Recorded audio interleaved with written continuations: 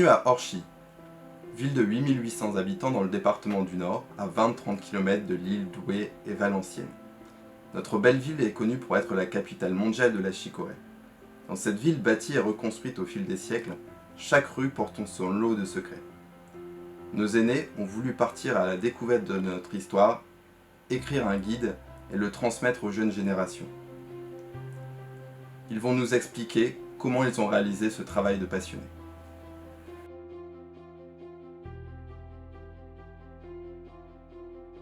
Le Conseil des sages de la ville d'Orchy a été créé en juin 2019 et il regroupe 30 personnes de plus de 60 ans. Le premier projet que nous avons proposé à monsieur le maire d'Orchy a été d'écrire un document sur l'historique des rues d'Orchy. En effet, la majeure partie d'entre elles, de ces rues, portent les noms des héros locaux morts pour la France qui se sont battus pour permettre à Orchy de traverser le temps. Alors notre étude a été réalisée d'une façon totalement différente de celle qui a été réalisée jusque-là. En fait, elle retrace non seulement la vie de nos résistants, mais aussi l'activité économique et humaine durant les 19e et 20e siècles. Notre analyse est issue bien sûr de documents que les sages, les conseillers des sages nous ont fournis. Elle est issue également des matrices cadastrales et des cadastres de 1817 et de 1875, ainsi qu'un document Ravairenceau de 1914.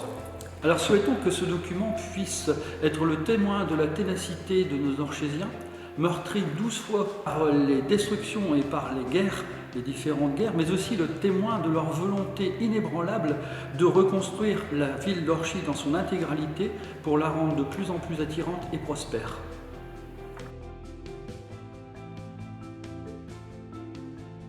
En fait, je suis arrivée à Orchy il y a très peu de temps, il y a 4 ans, et j'ai été très contente de participer à ce travail. Puis, comment avoir les informations, donc j'ai été dans ma rue et les gens se sont pris au jeu et ont été recherchés dans leurs cartons, des vieilles cartes postales, des vieilles photos.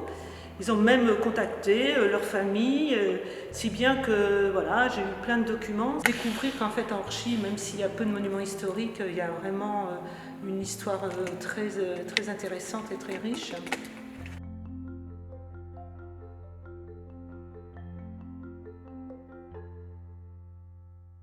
Le travail que je vais qualifier de monumental, qui a été réalisé par le Conseil des sages et par le président Martin, et je les en remercie, effectivement sera un élément essentiel pour constituer, ou en tout cas améliorer le sentiment identitaire de la ville d'Orchy. Suite donc à la réception de ce travail quasiment universitaire, le souhait ce serait de le valoriser, de le mettre à disposition de nos concitoyens, et c'est la raison pour laquelle j'ai proposé au président Martin de l'éditer sous forme de livre. On y associerait ce document qui a été fait sur l'histoire des maires d'Orchy. Voilà, l'histoire des maires d'Orchy à travers les âges de 1793 à 2020.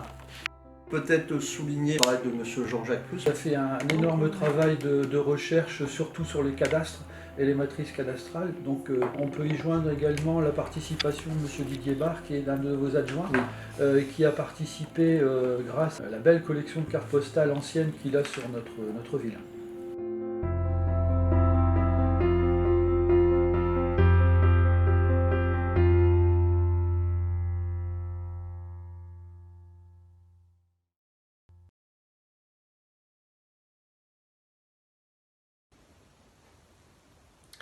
À notre temps, nous sommes particulièrement attentifs à la qualité de vie des seniors et c'est une des raisons pour lesquelles, depuis plusieurs années, nous avons tissé des liens solides avec le réseau VADA.